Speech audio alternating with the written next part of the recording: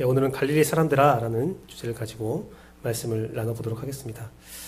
저는 우리 부모님에게도 많이 혼났던 그 버릇이 하나 있는데 만화를 굉장히 좋아합니다. 예, 지금도 만화를 봐요. 책을 봐요.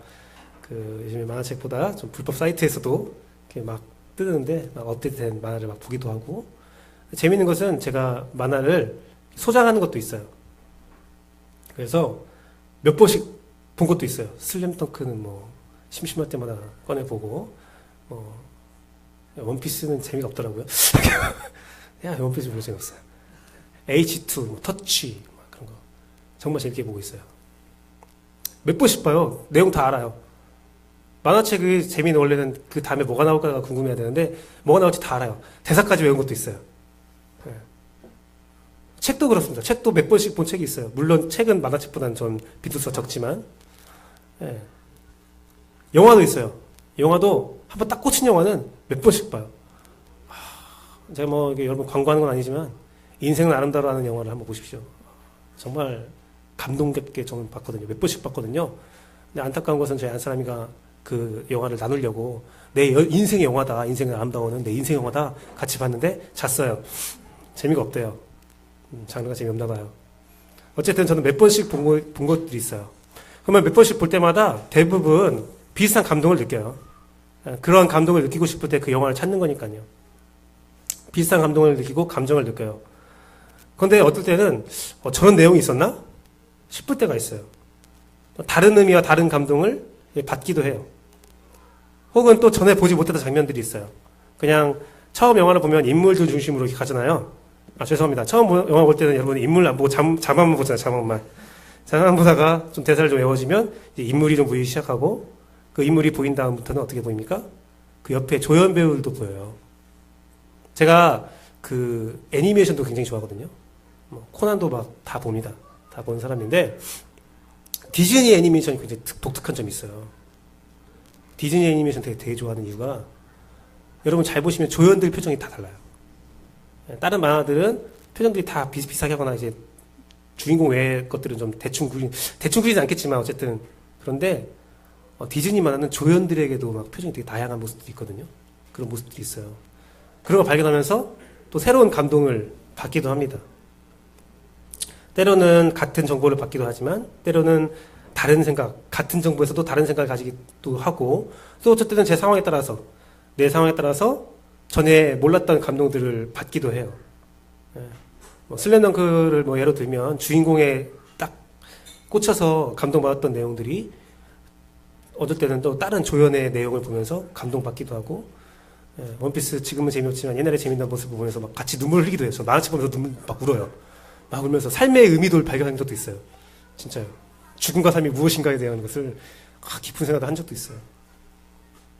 그런데 여러분, 성경도 그래요. 성경도 참 그렇습니다. 저는 성경 공부를 되게 좋아하거든요. 성경 공부를 굉장히 좋아하는 사람이에요. 우리 교회에서 성경 공부를 잘 옆에서 못할 수도 있는데, 여러분이 원하시면 언제든지 성경 공부를 하기 위해서 뛰어들 수 있는 사람이에요.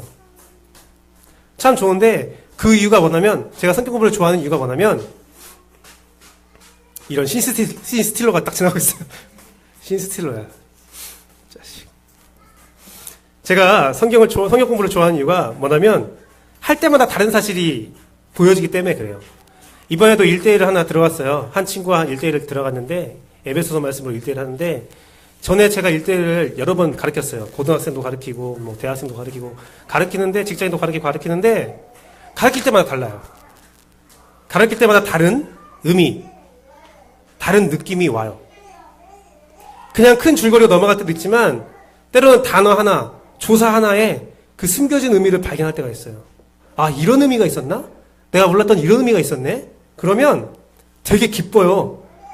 그리고 그 발견된 내용이 내 삶에 위로를 주거나 내 삶에 변환점을 줄 때는 정말 그 감동은, 그 기쁨은 말로 표현할 수가 없어요. 진짜 좋아요. 그리고 제가 이러한 성경 공부를 좋아하는 이유가, 제가 말하는 성경 공부는 강의식이 아니에요. 강의 막 하면 앞에서, 야, A는 뭐, B는 뭐, 가로치고, 이것은 답은 뭐고, 그거 아니에요. 같이 나누는 거예요. 넌 이 구절에 대해서 어떻게 생각하니? 먼저 문제를 풀어오거나 먼저 그 성경을 해석해온 성경을 듣고 이제 저는 신학적인 내용들을 하죠. 신학과 주석에 있는 것들을 얘기하지만 그 사람이 그 상대방이 풀어온 그 성경을 해석해온 바를 딱 들으면 난 왜 이 생각을 못했을까? 그럴 때가 있어요. 깜짝 놀랄 때가 있어요. 물론 이러한 토론 형식의 성경 공부는 신학적인 오류를 범할 때도 있어요. 너무 감성적이고 자기 주관적인 해석이기 때문에 신학적인 그 성경 66권에 통틀어 봤을 때에 좀 잘못된 해석이 나올 수도 있어요. 하지만 그것들을 잘 조심해하면서 서로 배려하면서 서로 그 잘못된 부분들을 우리가 견주어 보면서 독선에 빠지지 않는다면 이런 성경 공부가 가장 효과적이고 제일 좋아요. 왜 그러냐면 단시간 내에 적은 시간에 효과적이고 다양하게 성경의 모든 내용들을 살펴볼 수 있기 때문에 그래요. 사람마다 다 다르거든요. 같은 것을 느낄 수도 있지만 다른 것을 느낄 수도 있거든요. 그것들을 체험할 수 있는 아주 좋은 방법이라고 생각합니다. 저는 설교도 이와 같아야 된다고 생각해요. 사실은 제가 설교를 쓰면 제가 이 설교를 쓴다는 표현에 되게 고민했어요. 일주일 동안 이 설교문을 작성하면서 내가 설교를 쓰는 거야? 아니야, 하나님이 주시는 걸 텐데 내가 쓰는 거잖아. 그래도 내가 발표하는 거잖아. 그럼 내가 하는 건가? 아니, 하나님이 하시는 건데 하면서 굉장히 고민했어요. 이 표현에 대해서 설교에 대한 표현을 고민했는데 어쨌든 제가 제 자리에서 제가 말씀을 선포하지만 제가 생각하는 설교는 이러하다고 생각해요. 제가 생각한 포인트, 제가 생각한 내용보다도 여러분이 어떻게 느끼냐가 더 중요하고 그 여러분이 다른 것을 느낄 수도 있어요. 그 느낀 것을 서로 나눌 수 있다면 정말로 좋은 설교다. 정말로 좋은 설교의 모습이다. 예배의 모습이다라는 생각을 가지고 있습니다. 그래서 저는 우리 교회의 삶의 나눔을 참 좋아해요. 자신의 삶을 자신의 신앙에 비추어 보고 또 다른 사람의 신앙의 관점으로 바라볼 수도 있고요. 또한 삶의 나눔 가운데서 설교에 대해서 좀 부족한 부분도 같이 나누고 또 어떤 설교에서 이런 은혜를 받았습니다. 설교를 딱 나누는데 제가 깜짝 놀랄 때가 있어요. 난 그걸 의도하지 않았는데. 나는 그렇게 설교 안 했는데 내가 그렇게 설교했나? 생각이 들 때도 있어요. 하지만 그런 모든 것들이 나에게도 은혜가 되고 저에게도 새로운 깨달음이 되기 때문에 이 설교를 가지고 설교가 뭐 거룩한 어떠한 건들 수 없는 뭐 그런 것이 아니잖아요. 같이 건드려 보고 같이 맛보아 보고 같이 쪼갤 수 있다는 것에 대해서 저는 우리 교회의 삶의 나눔을 굉장히 좋아합니다. 아마 언젠가는 우리 구성원이 바뀌는 날도 있을 수 있겠죠. 이번 주에는 그런 생각을 많이 했어요. 사실 우리가 전도가 되고 하나님의 은혜로 좀 성도수가 늘어나면 아마 우리의 삶의 나눔도 규모를 나눠야 되고 구성원이 바뀔 수도 있어요. 또한 우리 안에 있는 사람들이 이사를 간다거나 아니면 더 괜찮은 교회를 가게 된다거나 어떤 공동체를 만나게 된다거나 하면서 사정에 따라서 바뀔 수도 있을 거예요. 그런데 저는 어떠한 상황이 되더라도 우리의 나눔이 오늘 했던 나눔이 딱 한 번에 끝난다 할지라도 여러분 삶에 귀한 도움이 되기를 원합니다. 여러분 마음에 딱 새겨져서 내 삶에 도움이 되기를 원해요. 그런 감동과 그런 은혜를 주길 원해요. 그래서 매번 찾아보는 만화책이나 영화나 그런 책처럼 소장하고 있다가 어느 순간에 그때 CR 침례교회에서 어떤 성도가 했던 말, 내가 했던 말, 그것들을 꺼내어 봐서 다시 한번 똑같은 감동이나 아니면 또 다른 삶에 도움이 되기를 저는 바라고 또 기도하고 있습니다. 어떤 집단에서는요, 그런 삶의 나눔을 시간에, 그 성도 간의 교제 시간에 감사한 것만 나누라고 할 때가 있어요. 좋은 것만 나누라고 할 때가 있어요. 나쁜 것은 나누면 도움이 되지 않는다. 에너지가 뭐 감소된다 하면서 좋은 것만 나눠라. 감사만 나눠라. 라고 하는 사람이 있어요. 그리고 나쁜 걸 나눠도 그걸 감사함으로 바꿔서 나눠라. 라고 하는 분들이 있어요. 물론 그것도 신학적으로 맞고 좋은 말이기도 합니다. 하지만 저는 우리 교회에서는 나쁜 것도 나눌 수 있으면 좋겠어요. 내가 나쁘게 느꼈는데 나쁜 거 그대로 나눴으면 좋겠어요. 제가 지난주에 삶의 나눔 하면서 2주를 거쳐서 좀 감동을 받았던 게 저희 안사람이 삶의 나눔 하면서 거의 우리가 삶의 나눔을 한 1년 몇 개월 했잖아요. 근데 처음으로 자기의 안 좋은 모습들을 고백했어요. 고백하면서 우리 한 사람이 되게 좋다. 고백하니까 너무 좋다. 자유롭다. 더 친밀해진 것 같다. 그렇게 말씀했고, 또 한 성도도 자기의 부족함, 연약한 부분, 부끄러운 부분을 고백하면서 그 다음 주에 그 얘기를 했어요. 아, 이런 부분을 저번 주에 내가 연약함을 나눴는데 걱정을 많이 했는데 걱정보다 더욱더 뭐 마음이 편하고 더 하나가 된 것 같다라는 말을 했어요. 그래서 우리 교회에서는 물론 그것들이 이용되거나 외부에 발설되지 않을 중요한 룰은 지켜줘야 돼요. 어쨌든 그 룰이 지켜지는 가운데서 우리가 좋은 것도 나쁜 것도 편하게 우리의 감정들을 나눌 수 있는 그런 공동체가 되기를 저는 진심으로 바라고 또 바라거든요.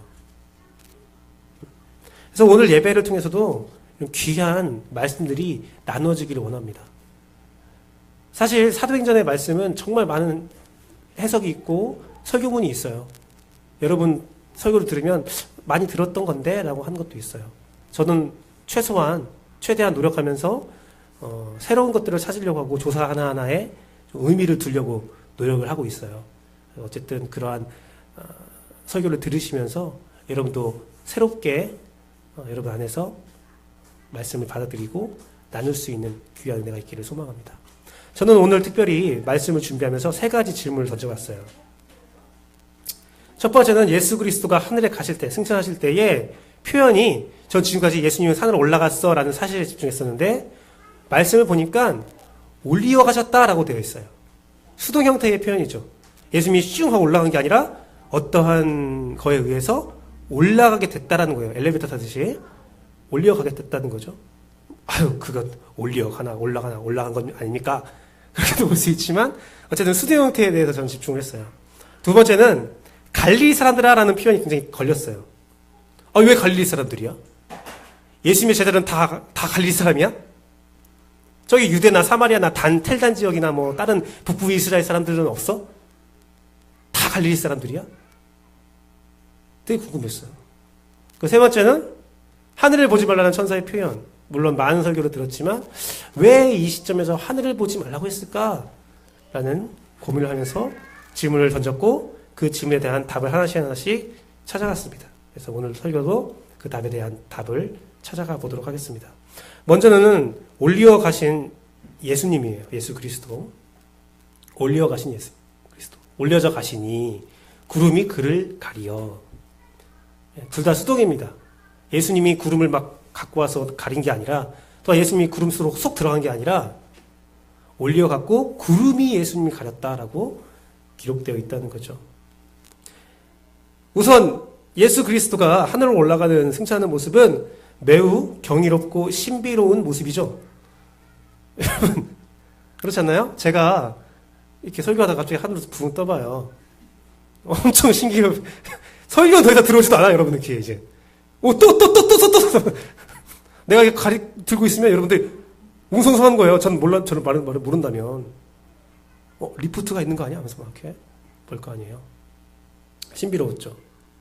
그런데요, 이것은 뭐냐면, 쉽게 말하면, 예수 그리스도의 신성이 나타났다, 빛을 발하였다, 만인에게 공포되고 있다, 라는 내용입니다. 현재 예수 그리스도, 너희가 보는 현재 예수 그리스도가 어떤 상태인지를 보여주는 귀한 정보를 담고 있죠. 어떤 분이 대통령 선거에 나오면서 자기는 축지법을 할 수 있고 자기 눈을 바라보면 모든 것이 문제가 해결되고 공중부양을 할 수 있다고 말을 했어요. 주장을 했어요. 다 비웃었죠. 근데 그 사람이 만약에 축지법을 해봐요. 진짜 해봐요. 그리고 그분이 연설을 하시면서 갑자기 붕 떠봐요. 그 사람 대통령 됩니다. 그날로 대통령 돼요. 왜? 그의 진짜 상태, 진짜 모습이 뭔지를 증거로 보일 수 있다면 다른 결과들이 나오는 거죠. 예수 그리스도가 부활하셨어요. 부활하신 것만으로도 너무나 놀라운 충격인데 그때 소문이 뭐였어요? 예수님 죽지 않았다. 시체는 숨쳤다. 그런 말들이 있었어요. 그런데 예수님이 드디어 자신의 신성을 확실하게 공포한 거죠. 하늘로 딱 들려 올라가면서 예수 그리스도가 어떤 사람인지, 네가 지금 보고 있는 예수 그리스도, 그 예수 그리스도가 했던 말이 어떤 의미가 있는지가 완전히 달라지는 거죠.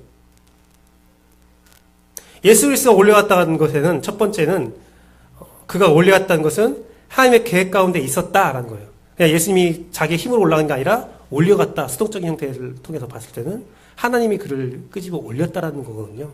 하나님이 그를 허락했다. 하나님의 계획 가운데 있다. 라는 의미가 있고, 또 수동적인 의미는 뭐냐면 수정받았다. 여기에 숨어 있는 것이 예수님을 올리게 하는 어떠한 특별한 힘과 존재가 있었다라는 거죠. 그 존재를 보지 못한다 할지라도 예수 그리스도는 수정받았다. 어떠한 수정받는 어떠한 귀한 존재가 되었다라는 것을 제자들에게 전달하고 있는 겁니다. 제자들이 볼 때 예수님이 그냥 쑥 올라갔어요. 근데 제자들이 볼 때 예수님이 올라가는 모습은 우리가 그 성경책 보면서 예수님이 올라갔구나, 승천하셨구나, 그런 의미가 아니라 어떤 수종을 받으면서 어떤 존귀한 존재가 되어서 하늘을 올리어가고 있는 모습들을 표현하고 있는 겁니다. 신적인 존재, 신적인 권위. 예수님이, 예수 그리스도가 활동하시면서 자신의 신적인 권위를 한 번 보인 적이 있었어요.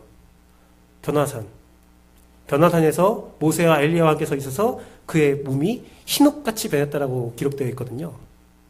변화산. 근데 그것은 단 3명의 제자들에게만 보였어요. 그리고 소문이 돌았겠죠. 야, 내가 변화산에 갔는데 예수님이 세마포처럼 흰옷이 돼서 옆에 모세가 있었고 엘리야가 있었고 막 얘기를 해요. 그러면 믿을 수도 있고 안 믿을 수도 있죠. 하지만 여기서는 모든 제자들에게 자신의 신적 권위를 보이신 예수 그리스도의 모습을 우리가 볼 수 있다는 거죠. 거기에 구름으로 가렸다는 거에 활용점점을 빡 찍어버립니다. 추가적으로 구름이 그를 가렸다, 그를 가리워 보이지 않게 됐다라는 표현은 어떤 표현이냐면 예수 그리스도가 하늘로 쭉 올라가니까 계속 올라가는 거 보니까 저 멀리 올라가서 안 보이기 때까지 올라갔다라는 내용으로 보시면 안 돼요. 구름이 그를 가리웠다라는 거예요. 여러분, 구름이 뭔가를 가리울 때 표현, 성경에 나온 표현들은 뭐냐면 하나님이 임재했을 때의 표현입니다. 모세가 십계명을 받기 위해서 그 산을 올라갈 때, 시내 산을 올라갈 때 구름이 그 산을 가렸어요. 하나님이 어떠한 사람에게 자신의 존재함을, 임재함을 딱 보일 때 항상 구름이 그를 가렸다라고 표현되어 있어요. 즉, 여기서 구름이 가렸다라는 것은 예수 그리스도의 신적 권위가 하나님과 동등해졌다라는 것을 의미하고 있는 거죠. 즉, 오늘 사도행전의 표현은 예수 그리스도가 진정한 하나님의 아들이다. 그 증거를 공개적으로 보였다라는 말이 숨어 있다는 겁니다. 단순히 예수님 올라갔어요? 아니요.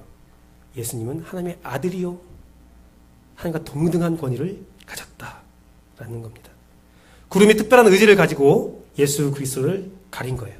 예수 그리스도를 영접한 거예요. 당신은 하나님입니다 라는 것들을 선포하고 있는 겁니다. 여러분, 현재 우리가 믿고 있는 예수 그리스도와 이런 모습이라는 거예요. 우리가 믿는, 또한 교회에서 주장하는 예수 그리스도는 사랑하고 다 맞는 말이죠. 그 놀라운 능력이 있고 다 맞는 말이죠. 하지만 그것을 뛰어넘어서 하나님이다 라는 거예요. 완전한 만신 중에 신이다 라는 겁니다. 그것을 확실하게 각인시키는 예수 그리스도. 왜 이것을 각인시킬까요? 예수 그리스도는 이제 이 본문에서 승천하시면 다시 재림하실 때까지 못 와요. 어떤 분들이 저한테 말을 해요. 내가 내 눈으로 예수 그리스도를 볼 수 있으면 내가 예수님 믿을게 딱 해요. 그럼 제가 그럼 너무 좋겠습니다. 보여주면 좋겠는데 보여준 순간 당신은 죽을 텐데요.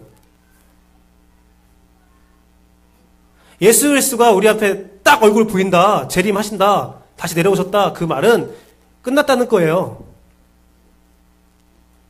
예수 그리스도는 이 모습을 왜 보였냐, 올라가시면서 왜 신적 권위를 보였냐, 내가 다시 올 때까지 이 모습을 기억하라는 거예요.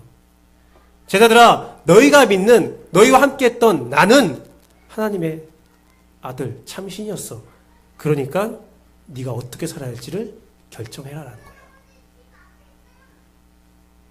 그래서 사도행전의 그 뒤 모습 보면 제자들은 목숨을 불사해요. 왜? 그는 봤거든. 증거를 봤거든요. 두 번째, 갈릴리 사람들아. 갈릴리 사람들아라고 표현했어요. 예수 그리스도가 구름에 가려진 뒤에도 하늘을 이렇게 바라보고 있던 제자들에게 두 사람이 나타났대요. 흰옷을 입은 두 사람이라고 표현되어 있는데 우리들은 그것을 보고 천사라고 가정을 하고 있죠. 어쨌든 천사로 보이는 그 두 사람이 제자들에게 말을 해요. 갈릴리 사람들아, 어찌하여 서서 하늘을 쳐다보느냐? 너희 가운데서 하늘로 올라가신 이 예수는 하늘로 가심을 본 그대로 오시리라 하였느니라. 어쨌든 갈릴리 사람들이라고 불렀어요. 갈릴리 사람들. 왜 갈릴리 사람들이라고 했을까? 저는 그래서 자료를 찾아봤어요. 자료를 찾아봤더니 크게 두 가지 해석이 있더라고요. 하나는 당시 사람들이 예수 그리스도를 따라다니는 제자들을 부를 때 갈릴리 사람들아 라고 불렀대요. 두 번째는 천사들이 새롭게 규정한 이름이래요. 예수 그리스도 제자들은 다 갈릴리 사람들아 라고 부르기로 결정했다. 그 순간 결정했다라고 기록되어 있는데 그 두 개 다 어떤 의미를 가지고 있냐면 쉽게 설명하면 우리가 어떤 사람들을 스승으로 삼고 있냐에 따라서 그 사람을 어떤 학파다, 어디 사람이다라고 말을 하잖아요. 그렇죠? 우리가 어떤 대학교를 나왔거나 어떤 스승에게 사사를 받았거나 하면 쟤는 누구 사람이야, 쟤는 누구 사람이야 라고 말을 하잖아요. 어떤 정치인들도 쟤는 어디 개야, 쟤는 어디 개야 라면서 정치인이 머물고 있는 집 동네를 보면서 걔는 어디 사람이야 라고 하잖아요. 네. 그런 의미라는 거죠. 갈릴리 사람들아 라는 것들은 그런 의미라는 거예요. 제가 영화 더킹을 봤는데 우리 한 사람과 손을 잡고 더킹을 봤는데 더킹 영화에 막 재밌게 보다가 되게 씁쓸한 장면이 나왔어요. 조인성의 멋짐이 씁쓸한 건 아니고요. 씁쓸했죠. 우리 한 사람이 이렇게 빠져드는 모습 보면서 참 이렇게 멋진 거야 하면서 했는데 제 씁쓸했던 장면이 저는 그 시대의 모습을 계속 보여주고 있잖아요. 요즘 영화가. 거기서 이런 장면이 있었어요. 조인성이 서울대에서 운동하지도 않았어요. 운동하지도 않았는데 잡혔어요. 스포가 나갔는데 잡혔는데 걔네 아버지가 했던 말이 딱 떠오르는 거야. 군대로 잡혀가는데 지역이 있어요. 서울, 경기 이렇게 있는데 걔네 아빠가 너 어디 가서 절대로 전라도 사람이라고 하지 마. 근데 저도 그 말을 들었던 세대예요. 제가 나이가 38인데 어디 가서 전라도 사람이라고 하면 피해본다는 말을 들었었어요. 씁쓸하죠. 근데 그것들이 통용되는 시대가 있었어요. 지금은 안 그렇다고 저는 믿습니다. 그래서 안 된다고 봐요. 하지만 어디 사람이라고 하지 마. 요즘은 또 반대가 됐죠. 어디 가서 TK 지역이라고 하지 마. 반대가 되는 것도 있지만 어쨌든 그러한 모든 표현들은 좋지 않다고 생각해요. 지역 감정이잖아요. 지역 감정이에요. 그런데 예수 그리스도의 시대에도 이런 악습이 있었어요. 어디 가서 어디 사람이라고 하지 마. 그 중에 하나가 사마리아 사람. 어디 가서 사마리아 사람이라고 하지 마. 왜? 사마리아라고 하는 순간 상종하지 못할 인간이 돼요. 사마리아 사람은 성경에도 쓰였잖아요. 상종하지 못할 사람. 또 하나 표현이 또 있었어요. 사마리아는 구약시대에 있었던 일이거든요. 구약시대에 있었던 일로 사마리아 사람들은 이방인이다. 이방과 똑같다. 라고 표현되었던 거고 신약시대에 대표되는 사마리아 같은 지역이 갈릴리예요. 왜 그러면 그 두 지역에는 공통점이 있었어요. 경제적인 중심지, 교통의 중심지였어요. 그래서 이방인들이 많이 왔다 갔다 했던 지역이거든요.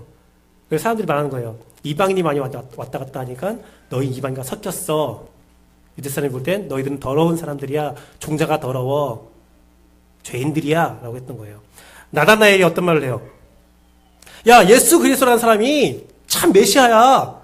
귀한 사람이야. 라는 말을 들은 나다나엘이 딱 한마디 해요. 갈릴리에서 선한 것이 나올 수 없다. 나사렛에서 선한 것이 나올 수 없다. 그리고 갈릴리 지역을 똑같은 갈릴리에서 선한 것이 나올 수 없다. 죄송합니다. 갈릴리에서 선한 것이 나올 수 없다. 거기는 나쁜 곳이야. 선한 곳이 아니야. 더러운 곳이야. 즉 여기서 갈릴리 사람들아 라고 지칭한 것은 이 시대의 통용으로 봤을 때는 뭐냐면 욕한 거예요. 제자들한테 욕한 거예요. 그런데 이것은 예수 그리스도의 신분 변화를 수동 형태로 본 것처럼 천사들의 표현을 통해서 제자들의 신분의 변화도 극명하게 말하고 있는 거죠. 갈릴리 사람이라는 표현이 과거엔 욕이었고 천한 신분, 천한 장소를 의미했다면 천사들의 고백을 통해서 예수 그리스도의 변화와 동시에 예수 그리스도를 따르는 거룩한 신분, 거룩한 장소로 변화시킨 거죠. 물론 아직 세상의 입장, 세상의 평가는 변하지 않았을 거예요. 세상의 평가에서 갈릴리 사람은 안 좋은 평가를 받았을 거예요. 갈릴리 사람이라고? 그랬을 거예요. 하지만 하늘에서 보는 평가는 완전히 달라졌다는 거죠. 예수 그리스도를 따르는 제자들, 예수 그리스도를 따르는 무리들이 된 거죠. 근데 이 표현의 방법, 이 표현의 변화는 그 당시의 제자들뿐만 아니라 우리에게도 통용되는 말입니다. 우리는 예수 그리스도를 믿는 순간에 세상에서 어떤 말을 듣는다면 그리스도인이다, 기독교인이다, 교회 다니는 사람이다, 예수쟁이다 라는 말을 듣습니다. 이것은 우리 안에 역사하시는 성령님도 같은 말을 하고 있죠. 물론 요즘 세상은 그리스도인에 대한 호칭이 평가가 부정적입니다. 좋지가 않습니다. 가슴이 아파요. 지난주에도 나눴듯이 그것은 우리의 잘못이죠. 우리의 잘못된 행실 때문에 그런 거죠. 우리의 잘못된 행실 때문에 그 거룩하고 귀한 호칭이 더럽혀진 것을 우선 반성하고 다시 한번 그 호칭을 봅시다. 세상의 평가와 다르게 평가는 신경 쓰지 말고 그리스도인이라는 호칭을 한번 봅시다. 예수 그리스도의 정체를 알고 봅시다. 하늘 올라가신, 올리어지신 신적 권위를 보고 그리스도인이라는 이름을 보자고요. 그럼 어떻습니까? 하늘에서 부르는 그리스도인들은 거룩하고 은혜롭고 영광의 호칭입니다. 세상에서 뭐라고 평가하든 그리스도인이라는 이름은, 예수 그리스도를 따르는 사람들이라는 이름은 거룩한 이름이라는 거예요. 예, 맞아요. 우리의 속사람은 죄인이에요. 하나님 기준에는 미달이에요. 다 미달이에요.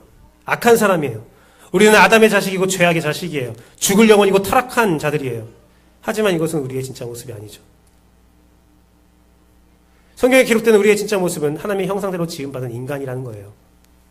우리의 진짜 모습은 하나님의 형상이에요. 그런데 사마리아와 갈릴리 지역처럼 외부에서 들어온 죄악 때문에 연합되어서 우리가 죄인의 모습이 되었죠. 하지만 예수 그리스도의 보혈이 그 외부에서 들어온 죄악들을 모두 말끔히 씻어내고 우리를 거룩하게 변화시켰다는 겁니다. 더 놀라운 것은 예수 그리스도 이전의 시대는 죄를 범하고 죄를 씻으면 예루살렘으로 갔어야 돼요. 제사장에게 갔어야 돼요. 자신의 자리를 떠나서 자신의 환경을 떠나야 됐어요. 하지만 예수 그리스도 이후에는 우리가 예수 그리스도의 보혈로 깨끗함을 입으면 내가 있는 장소, 내가 있는 환경 자체가 거룩하게 변하는 거예요. 내가 어떠한 지역과 내가 어떠한 환경을 뛰어넘어서 하나님께 예배할 수 있는 놀라운 역사가 이루어진 거죠. 내가 예수를 믿었어요. 근데 우리 가족은 안 믿어요. 우리 부모는 안 믿어요. 그러면 여러분 집이 예배처가 안 될 것 같습니까? 아니요. 내가 예수 그리스도를 믿는 순간 우리의 집도 예배처가 될 수 있어요.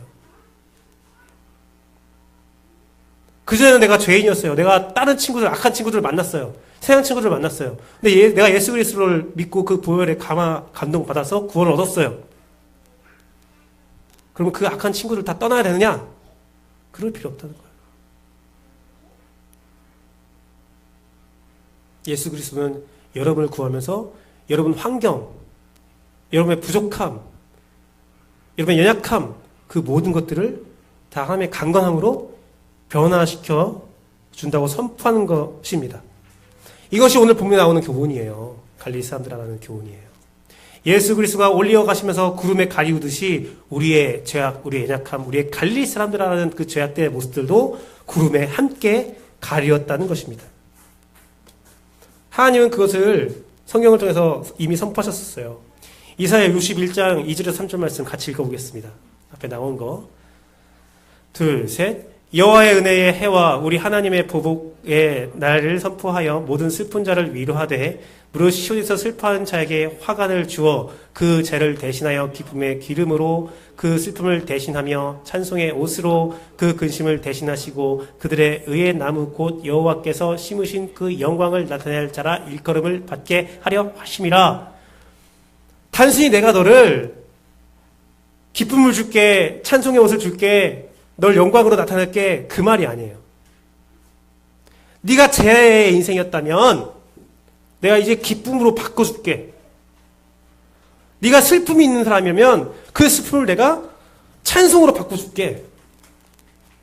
네가 근심이 사람이었다면 내가 그것을 영광으로 바꿔줄게.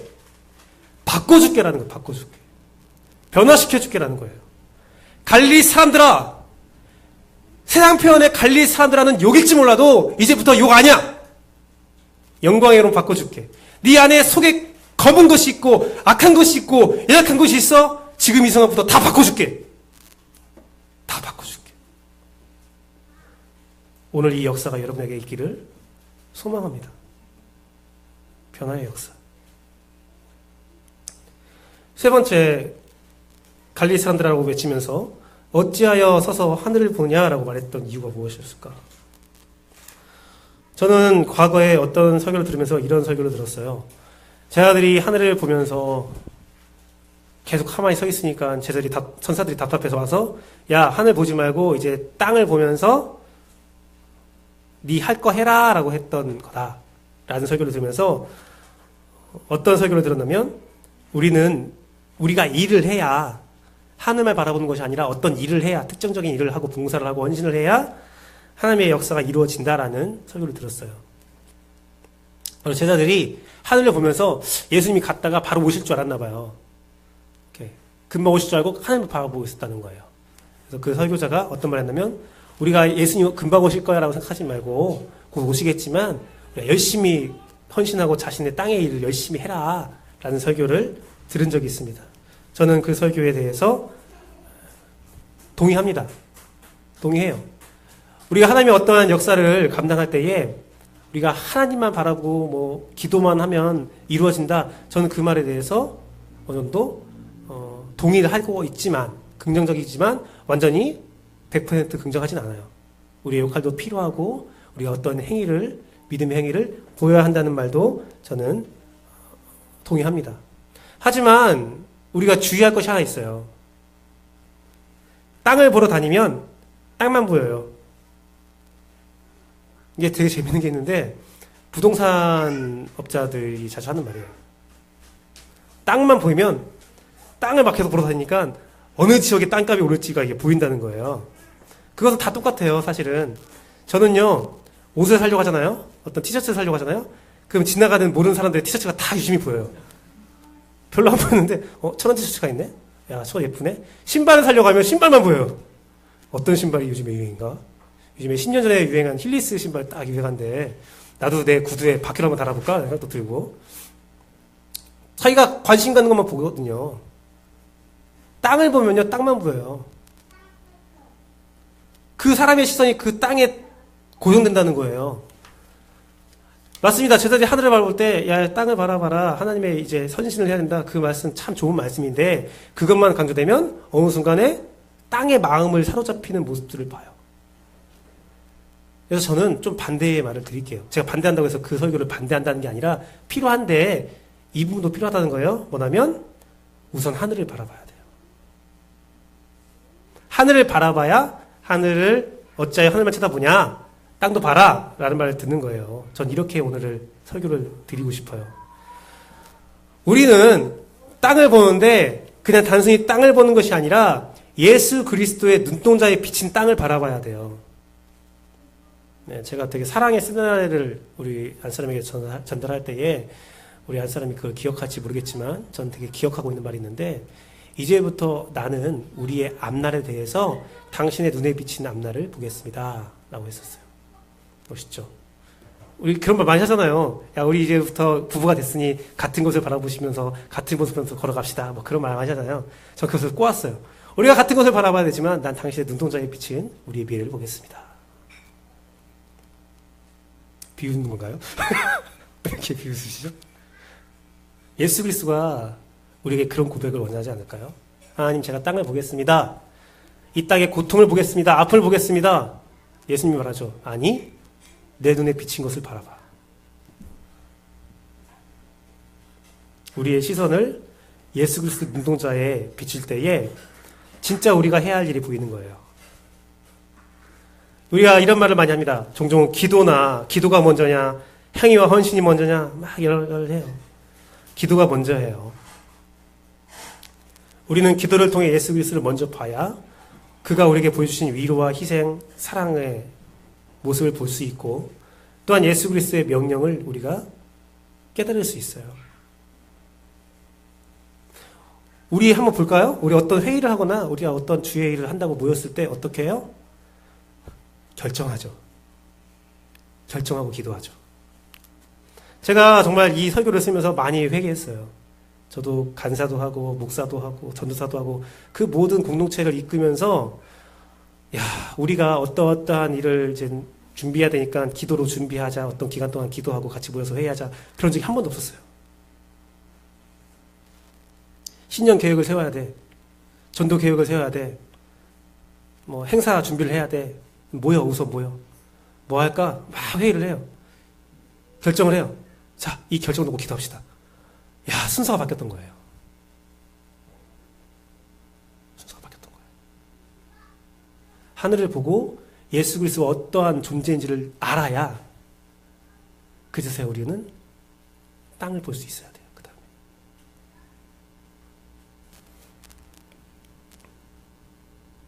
예수 그리스도가 우리에게 하신 마지막 명령, 제자 삼아서 가르치고 지키게 하고 거룩하게 하라.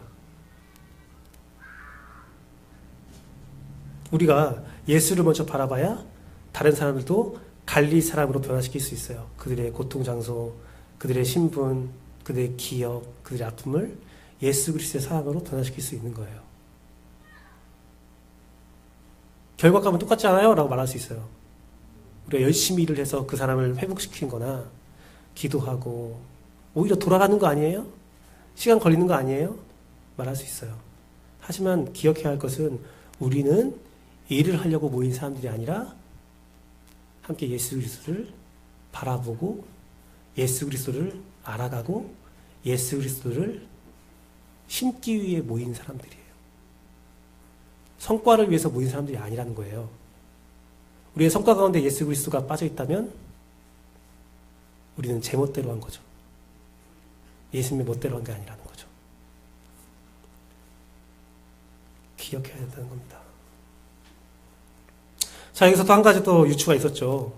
예수 그리스도가 올라간 것처럼 바로 내려오실 줄 알고 제자들이 바라보고 있었다라는 해석이 있었다고 했잖아요.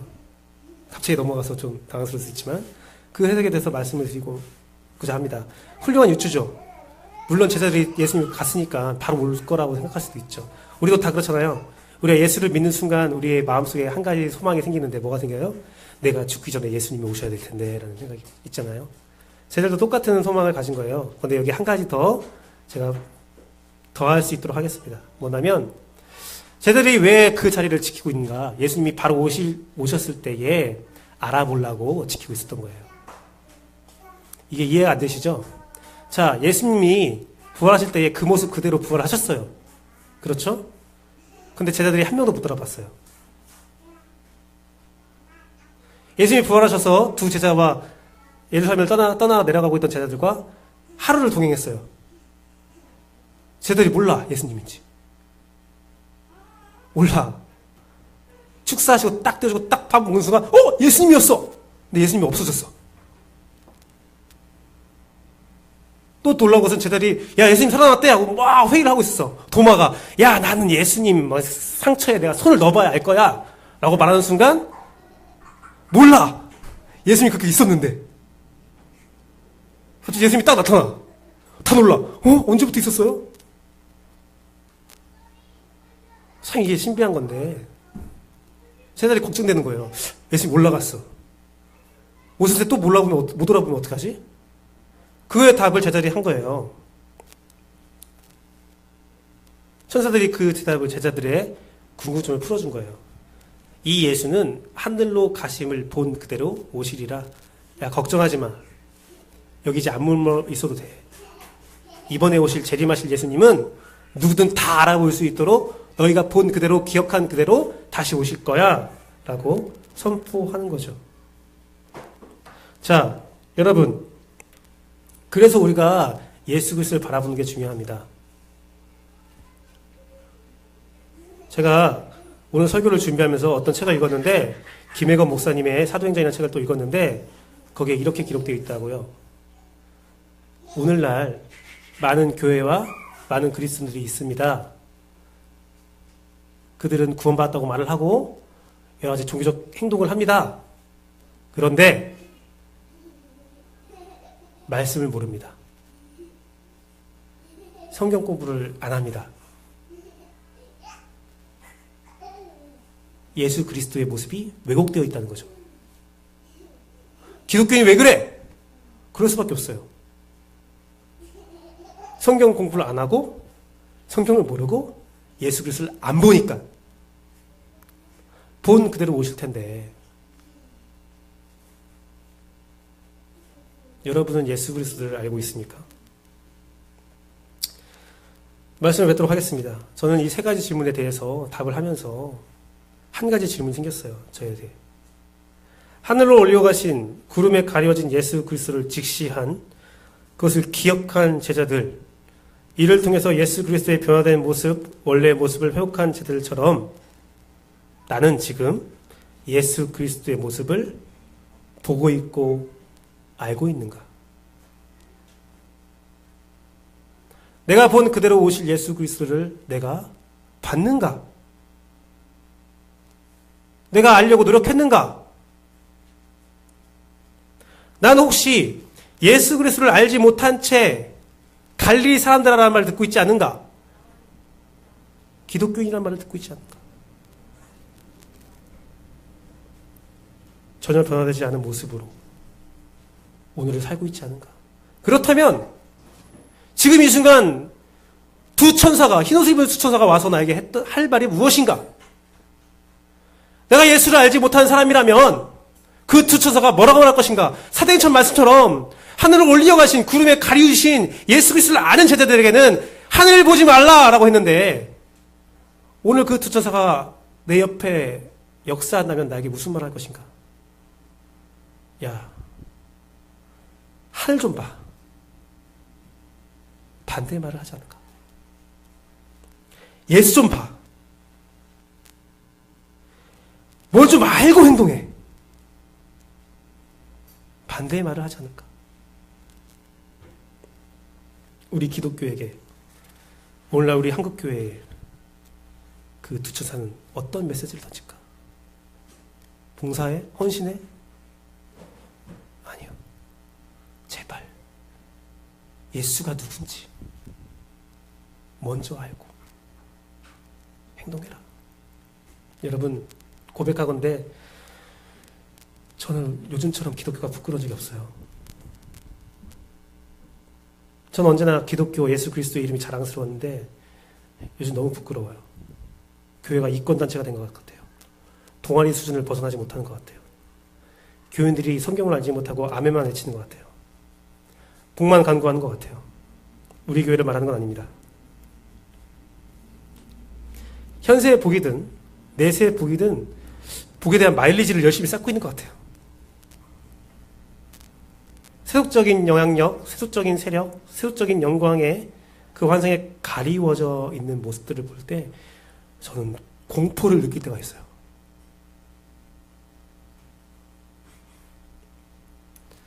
저도 우리 CR심례교회가 자립교회가 되길 원해요. 많은 성도와 많은 규모를 갖길 원해요. 그렇게 기도를 해요. 소위 강남 기독교라고 불리는 대형교회의 외형적인 모습을 바라고 기도할 때가 있어요. 그러면 또 깜짝 놀라요. 제 자신이 되게 무서워져요. 야, 내가 너무 땅만 봐가고 있지 않은가? 뭐가 정답인지 알지 못하겠지만 저도 아직 예수 그리스도를 잘 모르는 것 같아요. 저도 예수 그리스도를, 성경을 잘 몰랐나 봐요. 이 설교 초안을 3일절에 작성했어요.